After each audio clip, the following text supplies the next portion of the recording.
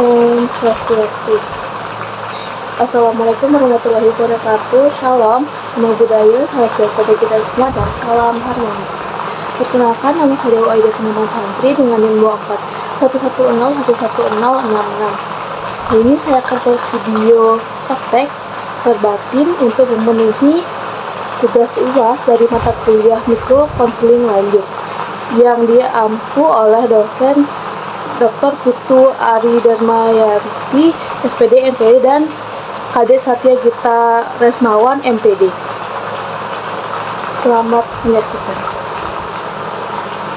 Selamat pagi semuanya. Terima kasih ya sudah meluangkan waktu untuk datang ke ruang BK hari ini. Perkenalkan, saya Bu Tantri, guru BK di sekolah ini. Saya senang sekali kalian bertiga bisa hadir tepat waktu di sini. Selamat pagi, Bu. Selamat pagi, Bu. Pagi, Bu. Nah, sebelum kita mulai lebih lanjut, yuk kita kenalan dulu. Karena kita hanya bertiga, jadi bisa lebih akrab nih. Saya minta kalian menyebutkan nama, kelas, dan satu hal yang paling kalian sukai. Jadi siapa yang ingin mulai duluan? Saya Rina, Bu. Dari kelas 10 IPA 2. Nah, saya itu suka menggambar, Bu. Perkenalkan Ibu, saya Dina dari kelas 10 IPA 1 dan saya suka bermain futsal. Saya Siti, Ibu, dari kelas 10 IPS 1. Saya suka membaca sih. Wah, kalian punya minat yang beragam ya.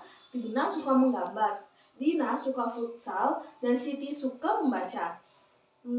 Luar biasa sekali. Sekarang sebelum kita lanjut, saya ingin kalian tahu bahwa kegiatan ini adalah konseling kelompok. Kita akan belajar bersama tentang bagaimana menjadi lebih mandiri dan dalam mengambil sebuah keputusan. Konseling kelompok, Bu. Berarti kita berdiskusi bareng ya, Bu ya? Tepat sekali, Dina. Kita akan saling berbagi pengalaman dan saling mendukung. Tapi sebelumnya ada satu hal penting yang harus kalian ketahui. Semua hal yang kita bicarakan di sesi ini adalah rahasia. Tidak boleh diceritakan kepada siapapun di luar dari ruangan ini. Saya juga akan berjanji akan menjaga kerahasiaan kalian. Apakah kalian setuju dengan aturan ini? Setuju, Bu. Tapi apa benar nggak akan disebar ke guru yang lain? Siti, saya jamin apapun yang kalian ceritakan akan berhenti di sini. Ini adalah ruangan aman bagi kita semua. Siapa lagi yang mau bertanya? Saya setuju, Bu. Saya nggak mau cerita saya diketahui sama semua orang sih, Bu. Nah, sekarang saya ingin mengecek kesiapan kalian.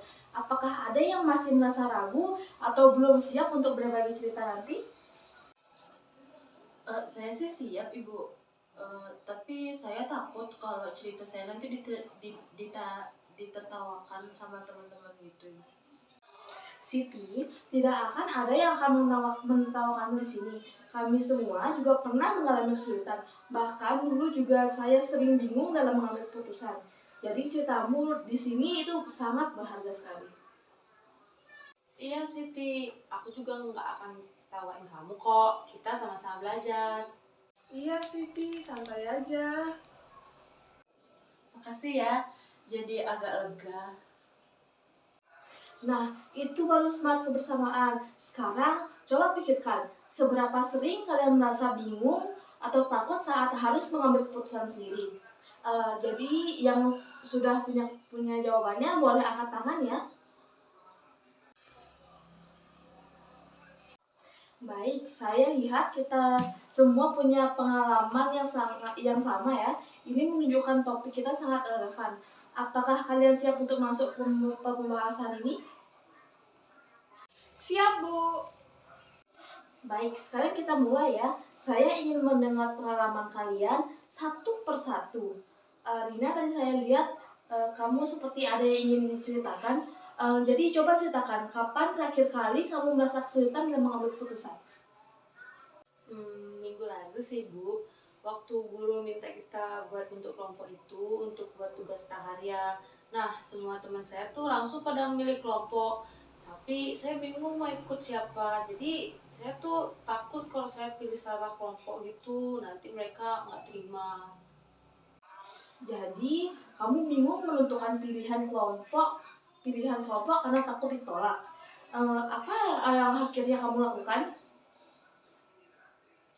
Akhirnya saya ikut kelompok yang mengajak saya duluan. Nah, padahal sebenarnya saya tuh pengen banget gabung sama kelompok yang lain yang saya rasa tuh lebih cocok karena teman-temannya tuh lebih serius buat ngerjain tugas. Kedengarannya kamu merasa tidak puas ya dengan pilihanmu. Lalu, apa yang kamu rasakan pada saat itu? Kecewa Bu sama diri saya sendiri. Kenapa saya nggak berani milih yang saya mau? Saya jadinya minder sekarang. Baik, terima kasih sudah berbagi ya Dina. Itu pengalaman yang sangat berharga. Terus, Dina bagaimana dengan kamu? Apa ceritamu? Saya malah lebih parah, Bu. Saya sampai sekarang masih bingung mau pilih jurusan buat kelas 11 nanti. Orang tua saya pengen saya ambil IPA murni. Terus, tapi saya sebenarnya tertarik sama IPS. Tapi saya takut kalau pilih IPS. Bapak dan ibu saya kecewa. Jadi, ada konflik besar antara keinginan orang tua dan keinginanmu sendiri. Apa yang membuatmu merasa paling takut dalam situasi itu? Takut gagal, Bu. Takut kalau saya pilih IPS, terus nanti nilainya jelek. Orang tua makin kecewa. Dan takut juga kalau saya paksa IPA, saya nggak kuat ngikutin pelajarannya. Ada dua ketakutan besar di sini, takut mengecewakan orang tua dan takut tidak mampu. Itu adalah ketakutan yang sangat wajar, Dina. Baik, sekarang giliran Siti. Bagaimana denganmu? Apa yang membuatmu datang ke konseling kelompok hari ini? Eh, saya nggak bisa ambil keputusan sendiri sama sekali, Bu. Dari kecil semua sudah diatur sama ibu saya, kayak mau beli buku, milih baju, bahkan milih teman main pun kadang ibu saya yang ngatur. Kalau sekarang tuh pas setelah saya kelas 10 dan semua tuh serba sendiri, saya bingung itu, Ibu. Jadi selama ini kamu terbiasa mengikuti keputusan orang tua untuk semua hal. Lalu sekarang ketika kamu harus mandiri, kamu merasa kehilangan arah. Apa yang paling kamu rasakan saat ini? Takut salah, Bu. Saya takut kalau saya ambil keputusan sendiri tuh jadi nanti hasilnya tuh buruk. Saya kayak ngerasa akan disalahin dan mengecewakan banyak orang. Makanya saya malah nggak milih apa-apa gitu, Ibu. Saya sangat mengapresiasi keberanian kalian untuk berbagi. Dina takut ditolak, Dina takut mengecewakan orang tua dan gagal. Dan Siti takut mengambil keputusan sama sekali karena tidak terbiasa. Dari ketiga ini, saya melihat ada satu benang merah yaitu ketakutan akan kegagalan. Jadi, apakah kalian setuju dengan pendapat saya? Setuju Bu, saya tuh selalu takut hasilnya jelek. Iya, Bu. Kalau gagal, rasanya malu banget. Iya, lebih baik nggak milih daripada salah milih, Ibu. Nah, sekarang kita coba untuk saling menanggapi. Dina, tadi kamu cerita tentang ikut teman karena takut ditolak. Dina dan Siti, jadi apa kira-kira tanggapan kalian untuk kasus Dina ini? Rina, aku ngerti banget sama perasaan kamu. Di futsal juga gitu. Aku kadang takut milih posisi karena takut. Karena takut salah sih. Dan takut ditegur teman juga. Rina, kamu masih berani milih walau terpaksa. Aku malah diam aja dan nggak nunggu disuruh gitu. Iya sih, tapi rasanya nggak enak banget, kayak nggak punya pendirian gitu. Nah, oke, menarik sekali. Sekarang Dina dan Siti coba pikirkan, Apa yang membuat kalian terus bertahan pada pola yang sama meskipun itu kalian rasakan sudah tidak nyaman? Karena saya nggak mau ribut sama orang tua ibu. Daripada berantem di rumah, mending saya diem. Saya karena takut dimarahin ibu. Kalau saya ambil keputusan sendiri dan ternyata salah, ibu saya pasti kecewa. Saya juga Bu, saya takut kehilangan teman. Berarti kalian semua menghindari pengambilan keputusan karena ingin menghindari konflik atau kekecewaan.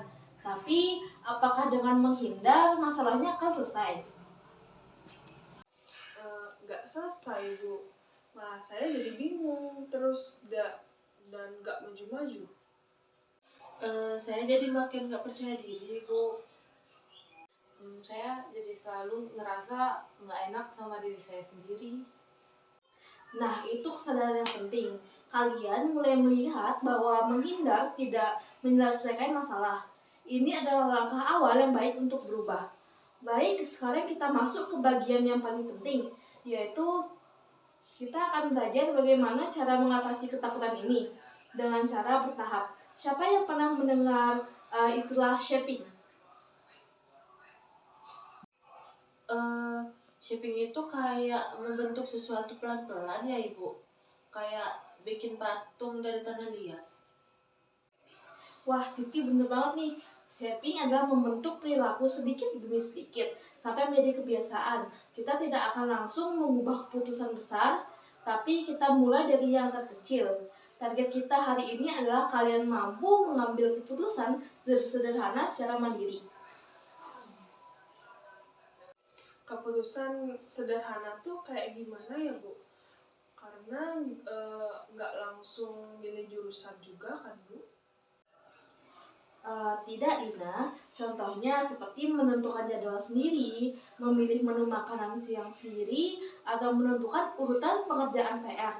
Itu semua adalah keputusan sederhana. Sekarang saya minta kalian pikirkan apa satu keputusan sederhana yang bisa kalian ambil sendiri di minggu ini. Saya mau coba nentuin sendiri jam belajar saya di rumah. Terus selama ini kan saya selalu nunggu mama saya yang nyuruh belajar. Saya mau coba memilih sendiri bu menu makan siang di kantin besok tanpa nanya teman dulu. Saya mau coba memilih sendiri baju yang mau dipakai ke sekolah besok. Saya biasanya selalu tanya ibu. Gitu sih ibu. Bagus sekali. Semua target kalian sangat realistis dan bisa dilakukan. Siti, keberanianmu untuk menentukan target ini adalah langkah yang besar. Sekarang, bagaimana perasaan kalian setelah menentukan target ini? Deg-degan sih ibu, tapi penasaran juga. Penasaran itu perasaan yang baik. Itu tanda bahwa kalian siap untuk mencoba. Sekarang kita latihan. Saya minta kalian membayangkan situasi di mana kalian harus mengambil keputusan sederhana. Rina, bayangkan kamu sedang membuka buku PR, ada PR matematika dan bahasa Indonesia. Kamu harus memilih mengerjakan yang mana dulu, apa yang akan kamu lakukan? Saya pilih matematika dulu Bu. Soalnya besok pagi jam pertama matematika. Jadi saya harus selesai malam ini. Bagus, Rina. Kamu memilih berdasarkan prioritas dan kebutuhan. Itu keputusan yang logis untuk sekarang. Nah, sekarang Dina, bayangkan kamu di kantin, ada nasi goreng dan ada mie ayam. Kamu harus memilih. Kira-kira kamu memilih yang mana ya?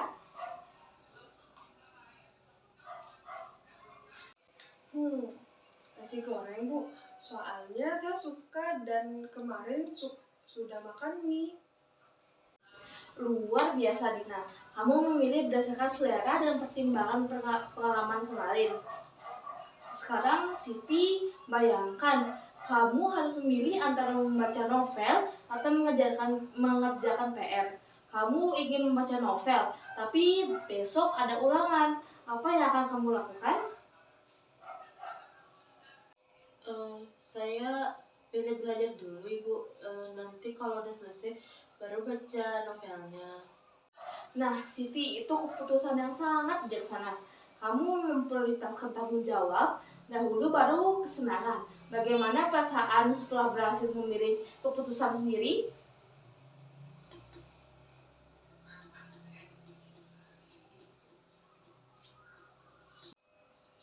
Enak Bu, ternyata milih sendiri nggak sesuai yang saya pikirin.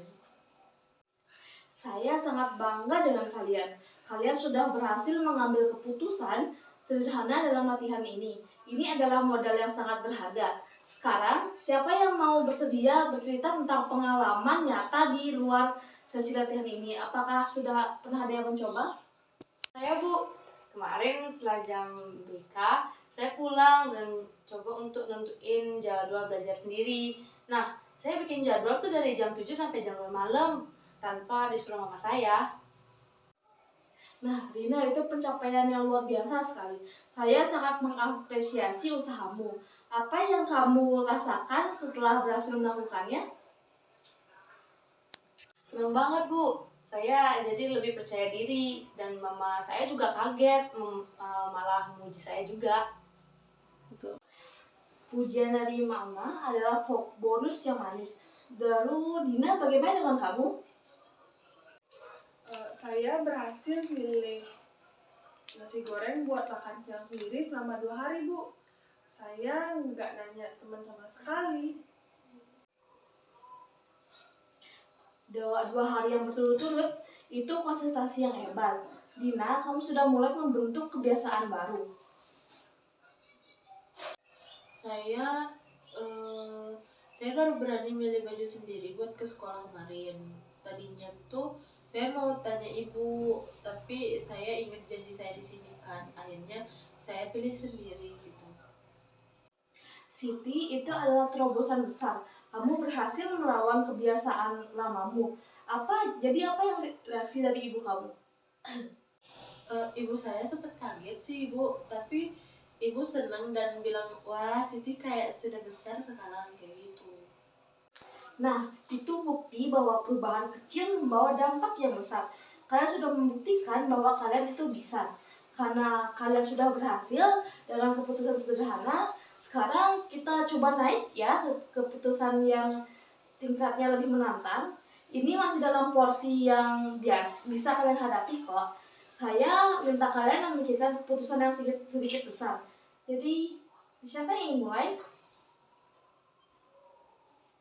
Saya mau coba, Bu. Saya mau menentukan sendiri kelompok belajar untuk ujian nanti, karena biasanya saya selalu ikut ajakan teman tanpa mikir cocok atau enggak. Saya mau coba nyampein pendapat di diskusi kelas Bu. Saya biasanya cuma diem atau setuju-setuju aja gitu. Saya mau coba memilih sendiri ekstrakurikuler yang saya mau. Tapi saya belum berani bilang ke ibu sih Bu. Target-target kalian sudah sangat bagus dan terukur. Saya lihat kalian sudah berani keluar dari zona nyaman. Siti, ketakutanmu untuk bilang ke ibu tuh wajar. Bagaimana kalau kita latihan di sini dulu? Coba bayangkan, kamu sedang berbicara dengan ibumu. Apa yang akan kamu katakan? Bu, saya mau ikut ekstrakurikuler memasak. Saya suka masak dan saya mau belajar lebih serius. Saya janji tetap bakal jaga nilai kok. Siti, kamu menyampaikannya dengan sangat jelas dan menyatakan alasan yang kuat. Selain itu, kamu juga memberikan jaminan tentang nilai. Itu cara bicara yang dewasa. Bagaimana perasaanmu setelah mengatakan itu? Plong sih Bu, kayak beban di dada itu hilang. Bu, saya mau coba juga. Saya bayangkan saya tuh sedang diskusi di kelas gitu. Baik, silakan Lina. Saya pasti bakal angkat tangan dulu. Terus bilang menurut saya ide kelompok dari kelompok A itu lebih baik begini karena ya bla bla bla gitu. Rina, kamu sudah merencanakan strategi yang baik. Mengangkat tangan dulu adalah cara yang sopan untuk memulai. Nah, baik. Sekarang giliran Dina.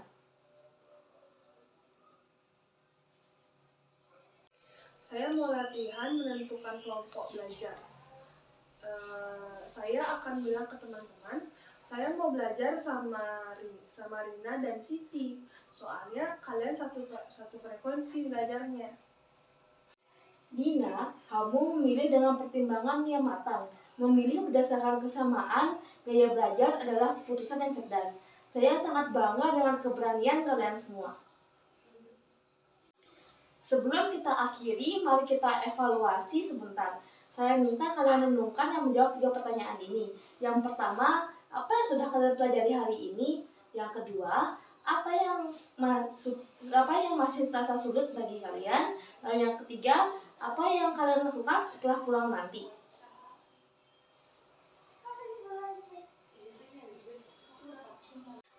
Saya belajar bahwa saya bisa mengambil keputusan sendiri, mulai dari yang kecil.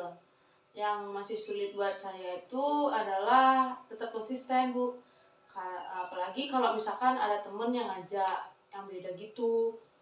Nah, tapi setelah pulang nanti saya mau benar-benar nyoba bicara di diskusi kelas besok sih, Bu. Saya belajar bahwa memilih itu nggak harus selalu sempurna. Yang penting dicoba aja dulu. Yang sulit buat saya adalah ngadepin ekspektasi orang tua. Tapi saya mau coba bikin jadwal belajar sendiri malam ini dan mulai serius mikirin jurusan dengan tenang dan nggak panik. Saya belajar bahwa saya ternyata punya kemampuan untuk memilih sendiri. Kayak selama ini saya kadang tuh kayak selalu takut gitu. Ya, yang masih sulit ada tuh cuman kayak paling bicara langsung ke ibu tentang Esta memasak itu, ibu. Tapi saya bakal coba malam ini kok, Bu. Saya mau pakai kalimat yang tadi yang saya latih itu. Saya sangat terharu dan bangga mendengar semua refleksi kalian. Dina fokus pada konsistensi, Dina fokus pada ekspektasi orang tua, dan Siti berani mengambil langkah besar bicara dengan ibu. Kalian sudah menunjukkan kemajuan yang luar biasa dalam waktu yang singkat.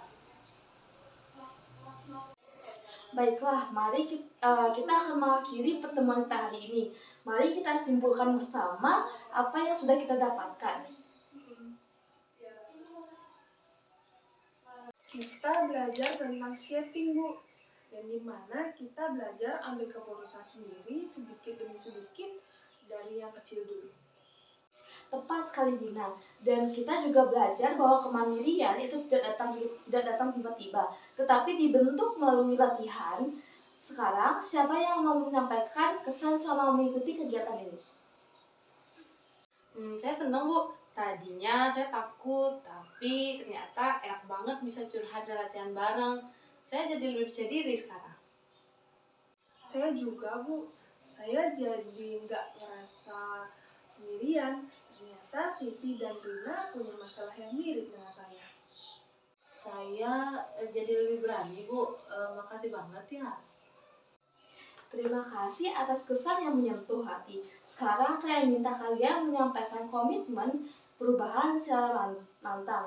Saya mulai dari Rina. Saya berkomitmen untuk menyampaikan pendapat diskusi di kelas besok dan terus mengambil keputusan kecil tiap harinya. Saya berkomitmen untuk menentukan jadwal belajar sendiri malam ini dan mulai serius mempertimbangkan jurusan dengan kepala dingin. Saya berkomitmen untuk bicara dengan ibu malam ini tentang ekstrakurikuler memasak dan mulai mencoba milih sendiri hal-hal kecil untuk diri saya sendiri. Saya sangat bangga dengan komitmen kalian. Ingat, perubahan itu seperti membentuk batu, butuh waktu dan kesabaran. Jika kalian gagal, itu bukan akhir, itu hanya bagian dari proses saat belajar. Sebagai tidak lanjut, kita akan bertemu lagi di minggu depan di jam yang sama untuk melihat perkembangan kalian. Saya minta kalian mencatat pengalaman mengambil keputusan kalian terakhir kali di buku kecil. Apakah kalian setuju? Setuju, Bu. Setuju, Bu. Setuju, Ibu. Baik, kalau begitu saya akhiri pertemuan kita hari ini. Terima kasih atas kejujuran dan partisipasinya. Kalian adalah pribadi-pribadi yang hebat. Sampai jumpa lagi minggu depan. Sampai jumpa, Bu. Terima kasih banyak. Sampai jumpa, Ibu. Terima kasih. Sampai jumpa, Ibu. Terima kasih banyak. Terima kasih telah menyaksikan video ini. Akhir kata saya ucapkan berkesanti Om Santi Santi Santi Om. Wassalamualaikum warahmatullahi wabarakatuh. Salam namo buddhaya, salam sejahtera bagi kita semua dan salam hatna.